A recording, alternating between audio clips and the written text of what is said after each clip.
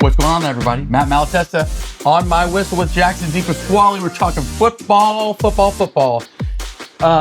Big week. Starts opening week is this week. A lot of great games. But make sure you check out the last podcast we just put out. We dropped some of the week 1 games to watch out for, so make sure you go tune into that. So, yeah, teams are great. Let's talk individual players. The big tickets. Who will you pay $15? I don't even know what a ticket costs. Let's call it $10. $10 to go see a high school football game anywhere in the city of Houston. We're going to go back and forth we feel like our big tickets are that you got to see sometime this season. All right, I'll let you lead it off. Who do you feel like is your number one big ticket or top 5? No question, like number 1 player to go watch in the city of Houston. I don't know if it's necessarily close, is Jermaine Bishop Jr. If you have not watched, I've watched that kid play the past 3 years. He never ceases to amaze me. He always does something on the field that is just something you won't see on a high school field. Being from this kind of north Montgomery County area, I've grown up and my brothers have grown up all watching particular great players play at the bank. I don't think I've seen another kid do what Jermaine Bishop has done the past 3 years. He's just electric on the field, whether it's offensively, defensively, he just does it all. And I think that if you are a just high school football fan looking for a game to go watch, drive up to Willis, go hit Smalls, go hit Pizza Shack before the game, and then go over to Willis and check out Jermaine Bishop play because he's just a special player. All right, I'm going to go with Johnny Hebert, straight Jesuit running back. He was he had the most yards rushing the ball last year in the state of Texas, I believe. Unbelievable kind of change of direction. He looked so much like McCaffrey. It's freaky. And I think he's going to get the ball a lot more out of the backfield. But he rushed for like 3,000 yards last season. He's committed to University of Houston. Straight Jesuit, had a lot of kids graduate. Their offensive line was pretty good. It will be decent this year. But this dude is a touchdown waiting to happen. And his unique story is that he virtually has just got social media this year, just got a phone this year. So he's an interesting cat, but he is a football junkie. U of H got a steal in Johnny Hebert, and I think he's going to rush again for, let's call it, I'm not saying it's 3,000. I'm going to go 2,500, but he is super fun to watch. Yeah, I agree. I think John Hebert is must see. Another kid that I think is much see, only because you just see what his impact is for his team, is Paris Melvin from Cy Springs. He did some things last year against Cy Ranch I didn't think I would see. He was playing a lot of running back.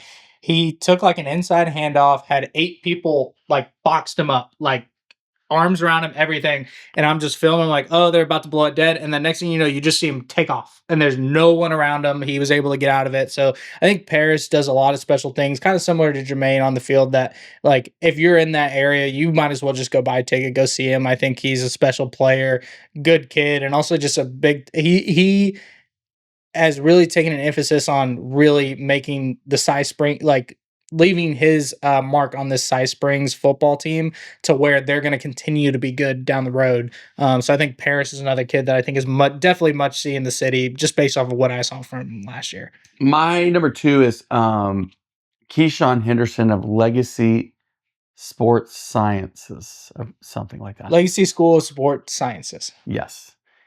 The number 2 quarterback in the country. This guy better be the big ticket. He is massively recruited. He's massively thought of by recruiting pundits. He is every bit of, let's call it 6'3-ish, 6'4", and nobody's really seen him in pads for that. They see him in the 7-on-7 world. They just haven't seen him a lot in pads against like competition, let's call it. But I think this guy is going to be special. I think he's a super fun personality. He'd be a great teammate because he's just that cool guy. And he doesn't think of himself as the number 2 quarterback in the country and number 1 player in the state of Texas. That's a big deal. So you got to go see him. In fact, the game that we'll have this week, Friday night, on basically our Thursday night showdown, powered by VYPE, will be on Friday, which will be on Space City's home network. So check that out. This Friday, Keyshawn Henderson. Who do you think? Yeah, I like Keyshawn too. I think another kid, just kind of thinking about another offensive kid that I really like. Um, Man, you know what? They don't get this. He doesn't get a lot of love, but I think he's a pretty special talent at running back, and that's Jermaine Hill from Katy.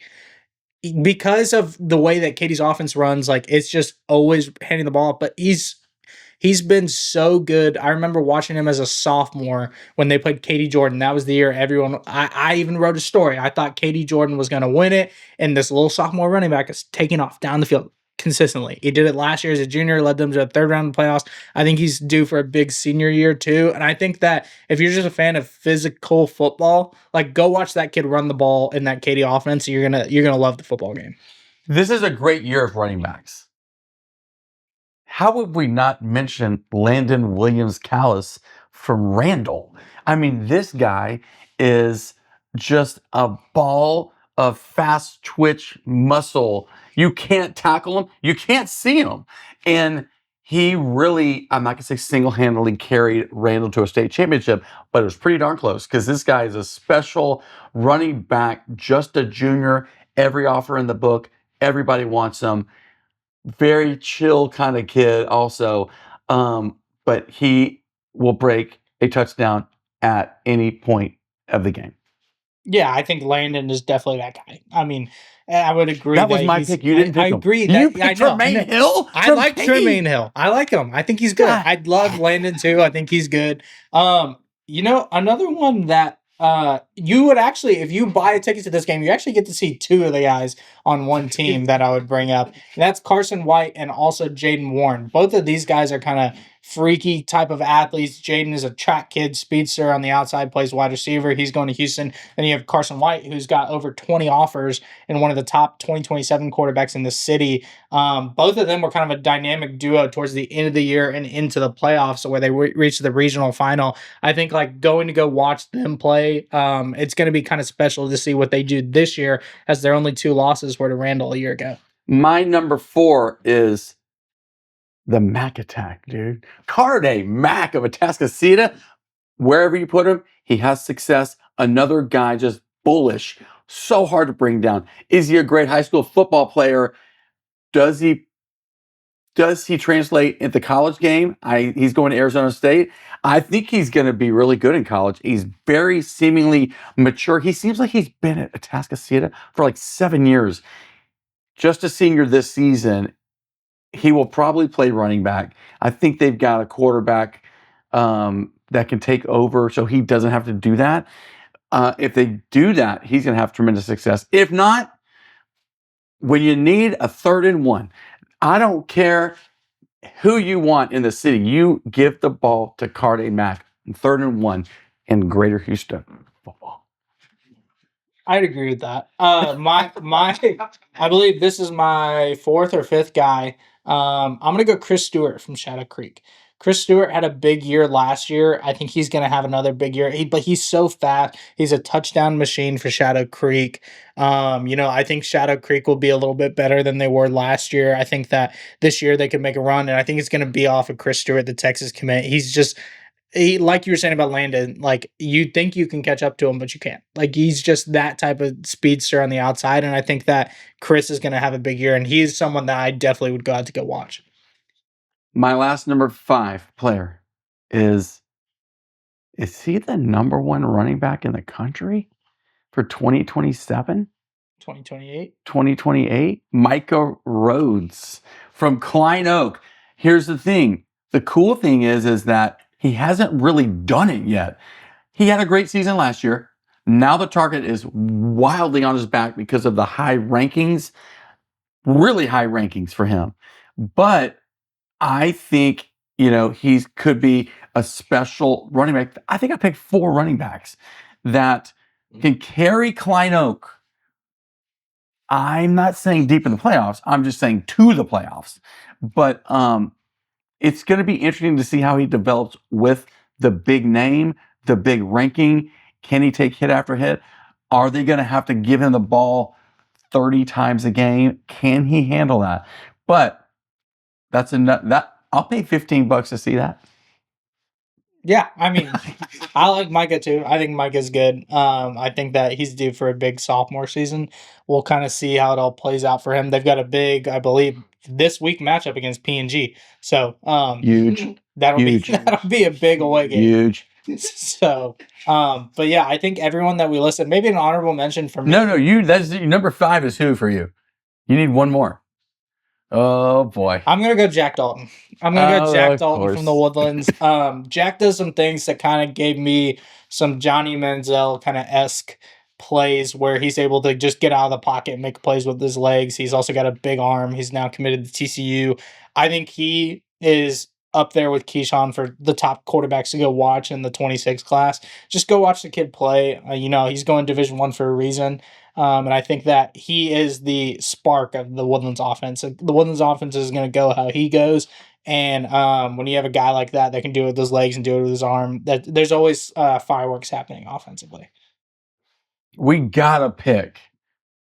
Those were 10 offensive players.